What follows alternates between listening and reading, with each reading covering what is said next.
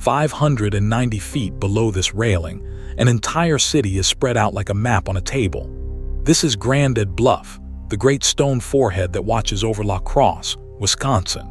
From up here you can trace the Mississippi River for miles, and on a clear evening they say you can see into 3 states at once. But the view is only half the story. A century ago this cliff was being blasted apart and crushed into gravel, and it was saved by one determined woman. This evening, we walk the rim of the bluff she rescued.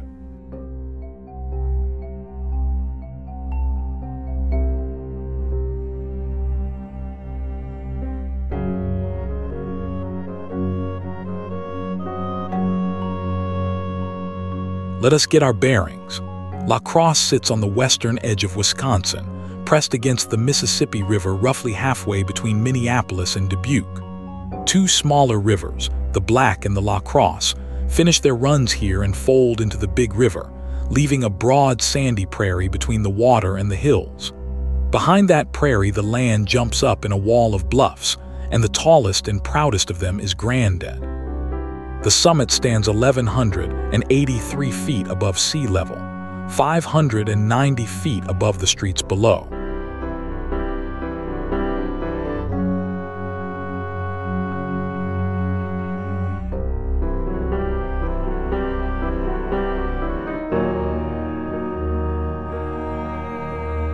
It is a Sunday evening in late May, about 5:45, and the light is starting to lean toward gold.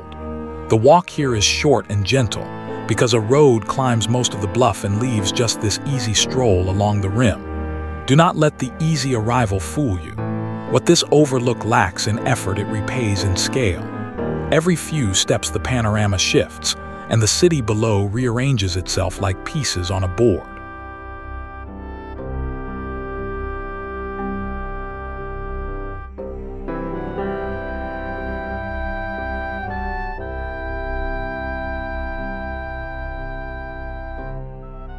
To understand why this bluff exists at all, you have to hear the strangest secret of the upper Midwest. This is the Driftless area, roughly 24,000 square miles covering southwestern Wisconsin and the neighboring corners of Minnesota, Iowa, and Illinois. During the Ice Ages, the great glaciers flowed around this region and never flattened it. Everywhere else the ice bulldozed the land smooth and left behind its rubble, the deposits geologists call drift. Here there is no drift at all, which is how the region got its name, and why the land remains a maze of steep ridges and deep green valleys.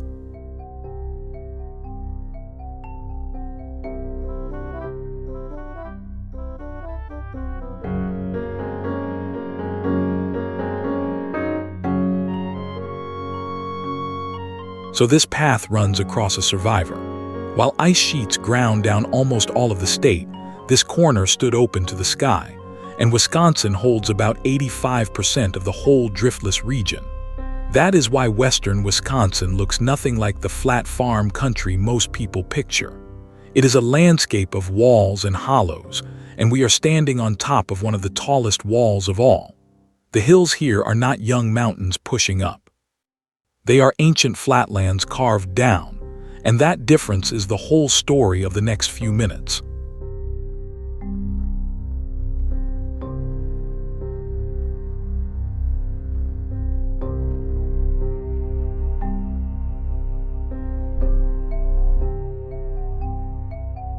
Grandad Bluff is a layer cake 500 million years in the making. Its body is Cambrian sandstone, laid down grain by grain on the floors of shallow seas that covered this land more than 500 million years ago. Sandstone like that is soft, and left alone it would have washed away long ago. But the bluff wears a helmet, a cap of tough dolomite from the Prairie du Chien group, a magnesium-rich cousin of limestone. Geologists classify Grandad as a classic mesa, a flat-topped remnant protected by its hard cap, while everything around it was stripped away.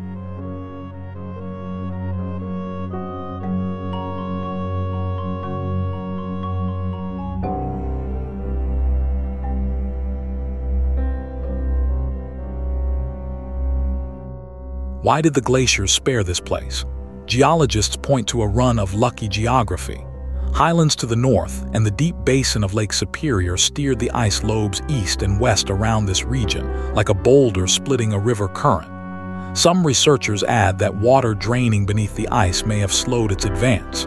Whatever the exact mix, the result was extraordinary. Ice ages came and went, and this little kingdom of hills kept its old face.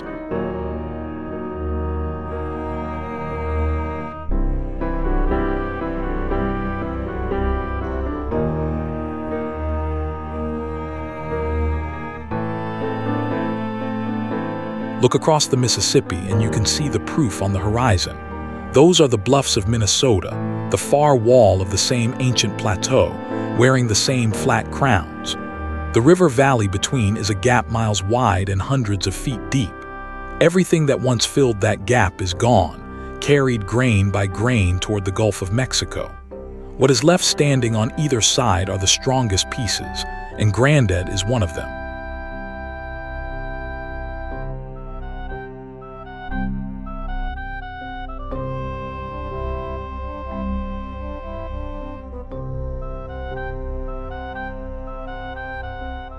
The glaciers never touched this ground, but their meltwater did the heavy lifting.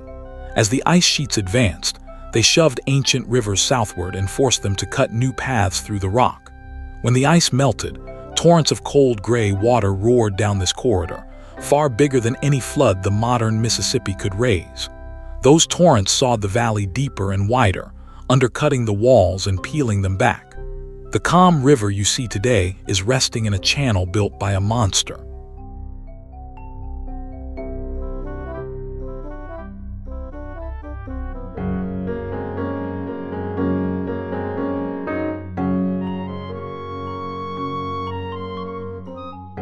From the rim you can read the city like an open book. The campus of the University of Wisconsin-La Crosse spreads out almost directly below. Farther out, Interstate 90 threads the valley on its way to the river crossing. The Mississippi glitters beyond the rooftops, braided with islands and backwaters. Around 52,000 people live down there, and from this height the whole busy valley is quiet enough to hear birdsong.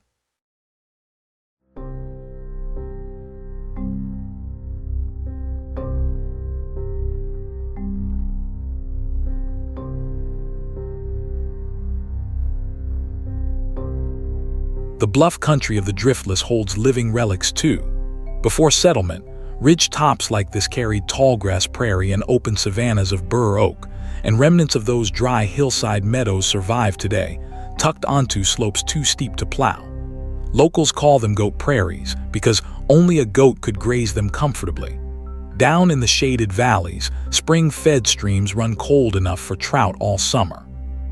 The region even shelters rare cold air slopes, where chilled air seeping from rocky hillsides keeps ice-age plants and snails alive, and more than half of all such slopes in the world are found in the Driftless.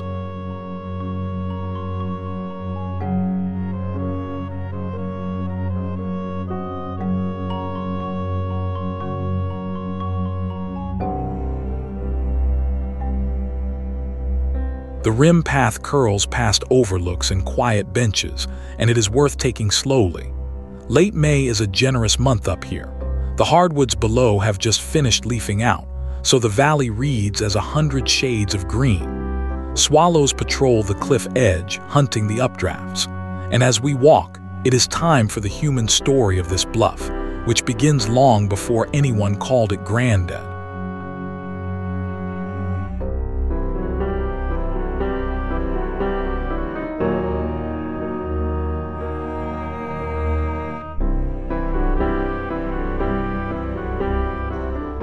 This stretch of the Mississippi has been home to native peoples for thousands of years, and it lies within the ancestral homeland of the Ho-Chunk Nation, who remain part of the region to this day.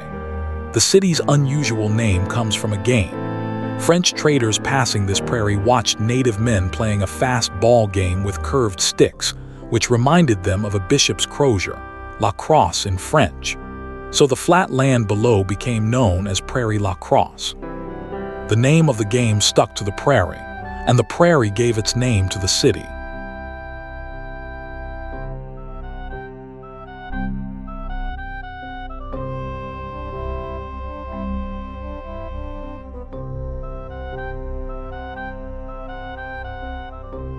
From this height, you can see exactly why travelers kept stopping here.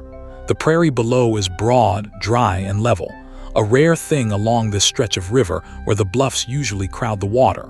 3 rivers meet in one place, which meant 3 highways in the age of the canoe.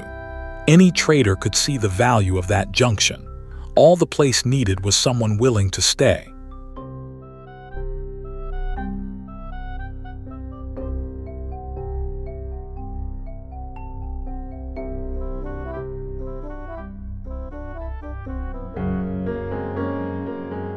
The name Prairie La Crosse entered the official record in 1805. That year, a young Army lieutenant named Zebulon Pike came up the Mississippi, mapping the newly acquired territory for the United States. He recorded the prairie under the name the French traders used. Pike would later lend his name to a famous peak in Colorado, but first he cataloged this valley. For decades afterward, the prairie stayed mostly empty, a landmark for rivermen rather than a settlement.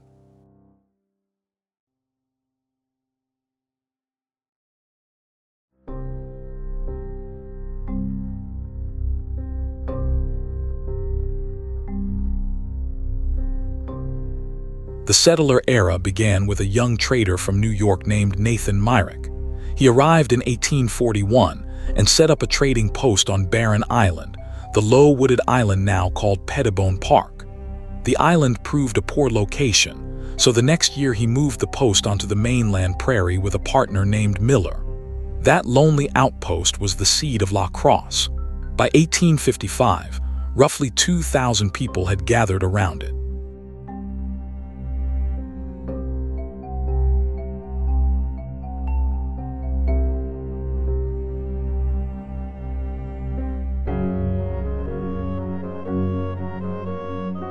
From up here, try to strip the scene back to that founding decade. No towers, no bridges, no paved streets, just a scatter of wooden buildings on an open prairie between the rivers.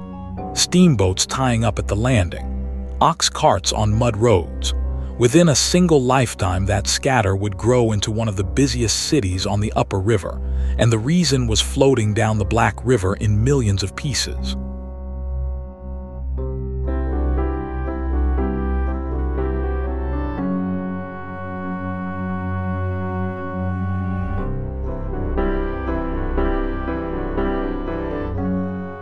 The pineries of northern Wisconsin held some of the finest white pine on the continent, and the Black River was the chute that delivered it.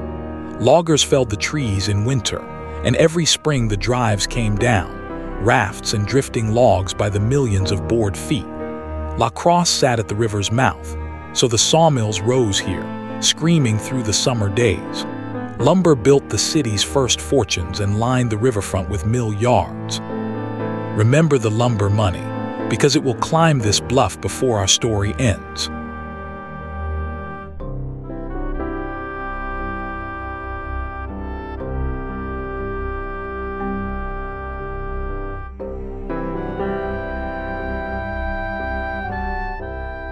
The steamboat age put La Crosse on the national map. Boats worked the upper Mississippi in fleets, hauling wheat, lumber, and passengers, and this was a major landing. Mark Twain came upriver gathering material for Life on the Mississippi, his memoir of the river, and the book takes notice of La Crosse and its great bluff. Twain knew this water as a pilot before he knew it as a writer. When the most famous river man in America mentions your hometown cliff, the cliff becomes a celebrity too.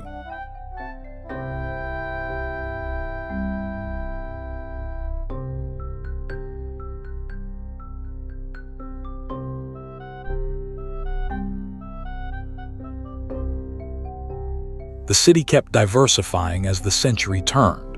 River access and new railroads helped make La Crosse a brewing center, with grain and cool storage close at hand. Between 1890 and 1912, 3 colleges opened their doors here, and their successors still anchor the city today. Down below, you can pick out the campus greens among the rooftops, but while the city prospered, the bluff above it was in serious trouble.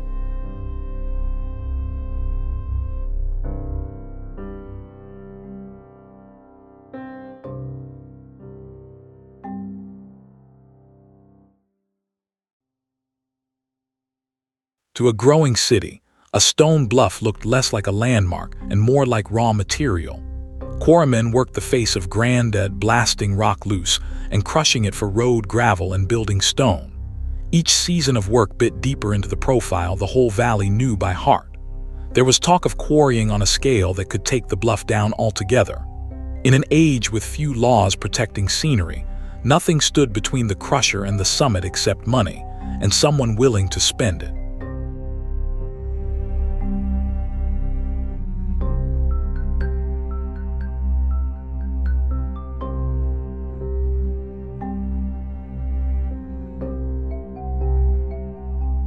Pause at the Overlook and consider what was nearly lost.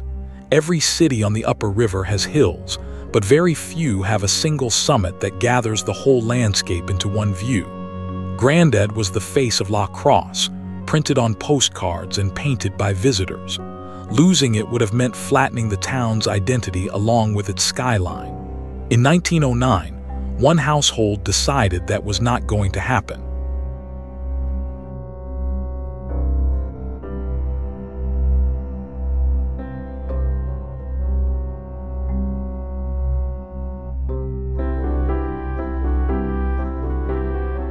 Ellen Hixon was the widow of Gideon Hixon, one of the lumbermen whose fortune had been made on the Black River drives. In 1909, she and her son Joseph bought the bluff to stop the quarrying, spending private money to protect a view that belonged to everyone. It was a quiet transaction with an enormous consequence. The lumber wealth that had leveled the northern forests was now spent to keep one landmark standing. Sometimes history enjoys a good piece of symmetry.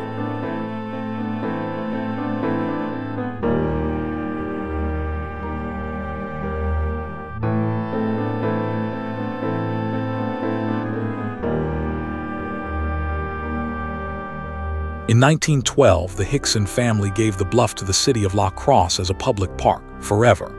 The people of the city answered by raising $15,000 of their own to build roads and buy additional land around the summit. Here is a detail for lovers of paperwork. Between the first sale of this land in 1851 to Judge George Gale and the Hixon gift, the property changed hands 83 times. After 1912, it never changed hands again.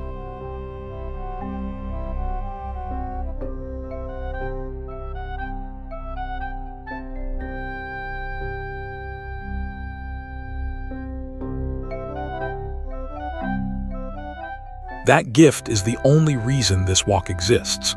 The railing, the paved path, the benches, all of it sits on land that could easily have become a gravel pit. Public land has a way of feeling inevitable once it exists, as if it were always going to be a park. It almost never is. Someone always has to draw the line, and here it was a mother and son with a checkbook and a long view.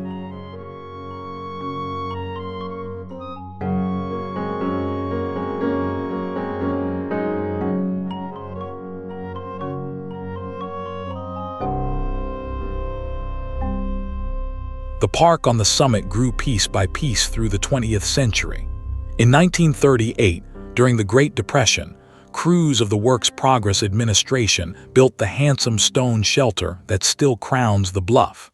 A 65-foot flagpole went up in 1941, months before the country entered the war. Split rail fences and picnic grounds followed in the 50s. And in 1994, the local Jaycees raised a taller 75-foot pole, whose flag you can see snapping in the wind today.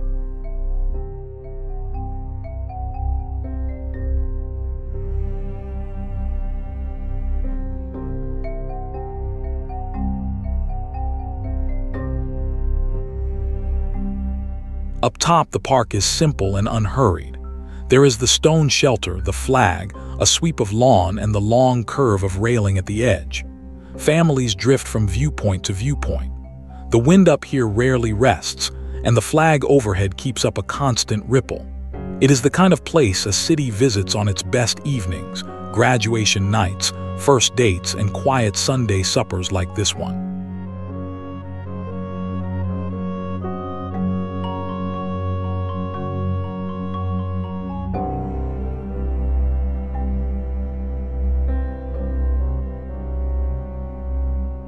Grandad has its own New Year's Eve tradition, and it is a hearty one. Since 1929, a volunteer crew called the Crosse Skyrockers has fired a midnight fireworks show from this summit, greeting each new year in the teeth of the Wisconsin winter. Think about the logistics for a moment. Launching shells from a cliff top in January, with the temperature often far below freezing, for nearly a century.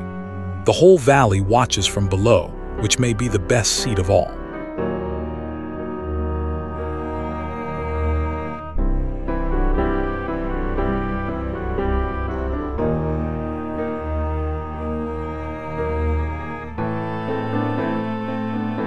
The signature boast of this overlook is the reach of its view. Look west, and the bluffs across the water belong to Minnesota. Follow the valley south on a clear day, and as locals will proudly tell you, the hills of Iowa haze into sight where the borders converge downriver. Wisconsin, Minnesota, Iowa, 3 states in a single unhurried turn of the head. Very few city parks anywhere can make that offer from a railing 5 minutes from downtown.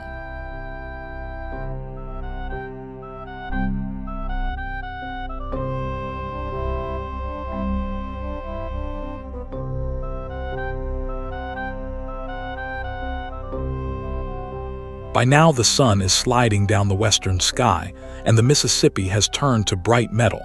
Shadows pour into the coulees one by one, the deep-side valleys that comb this country. The city below is easing into its evening, and the first lights are winking on along the avenues. This is the hour Grandad Bluff does its best work. It turns an ordinary Sunday into something you remember.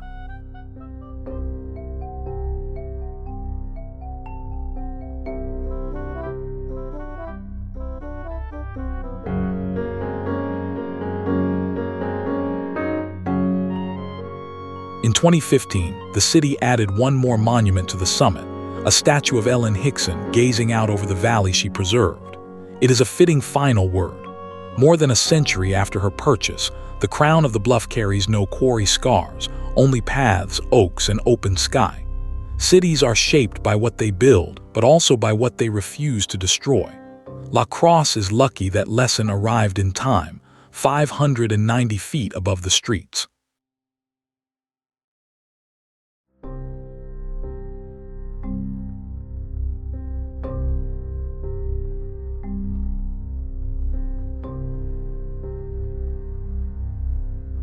Grandad Bluff asks almost nothing of you, a short stroll, an easy railing, a summit you can drive to, and it hands back one of the great views of the Mississippi Valley. If your travels ever bring you along the upper river, give Crosse an evening and give this summit an hour. Watch the light change over 3 states and spare a thought for Ellen Hixon, who decided a view could belong to everyone. The Driftless Hills hold hundreds of walks, and this is the easiest doorway into their story. Thank you for watching. Follow for more of the trails of the world.